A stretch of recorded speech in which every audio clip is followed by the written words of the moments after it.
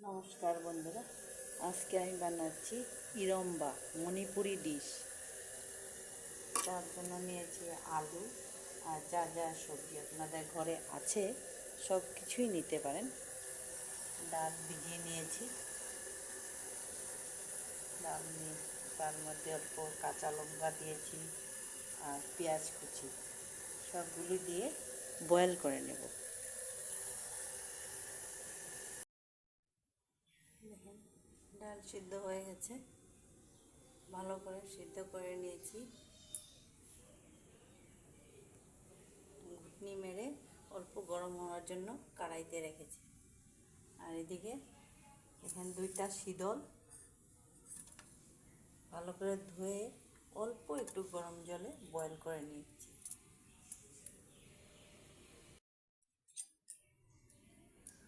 শীতলগুলোকে গরমের জলের মধ্যে দিলে গলে যাবে।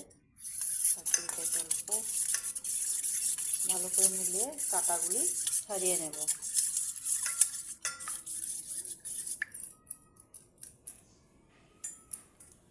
এখন এদিকে দেখে ডালটা গরম হয়ে গেছে, উতরাচ্ছে।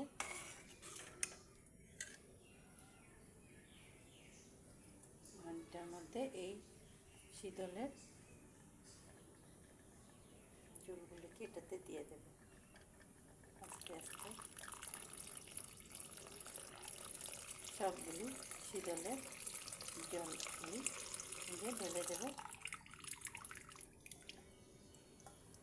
দেখেন, কাঁটাগুলি আলাদা হয়ে গেছে।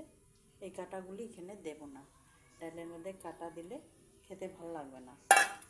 এটা হয়ে গেল ইরম্বা। এখন এটাকে ভালো করে কিছু সময়ের জন্য উতরানোর জন্য রেখে দেব। দেখেন, ইরম্বা উতরাচ্ছে, ভালো করে হয়ে গেছে এটা। এখানে যে আমি গোটা লঙ্কা দিয়েছিলাম, ওই লঙ্কাগুলিকে এটাতে নামিয়ে পাতিতে ভালো করে ম্যাশ করে নিয়েছি। এই ইরম্বাতে অল্প ঝাল না হলে ভালো লাগে না। ইরম্বাটা সবাই ভাববেন এটা তো ডাল, কিন্তু এটার মধ্যে একটা স্পেশালিটি কি, তেল লাগে না আর খুবই কম মশলায় এটা একটা ডিশ, খুব ভাল লাগে। যারা শীতল খান এইভাবে বানিয়ে খেয়ে দেখবেন, খুব ভালো লাগবে।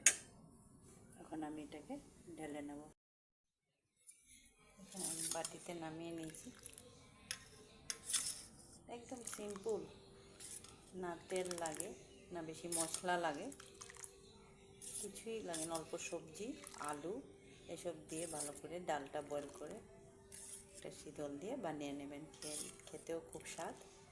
বানিয়ে দেখেন। কেন যে আমি শীতলটা বয়েল করে ছেঁকে দিয়েছি, আপনারা চান যদি গোটা শীতলও দিতে পারেন ধুয়ে।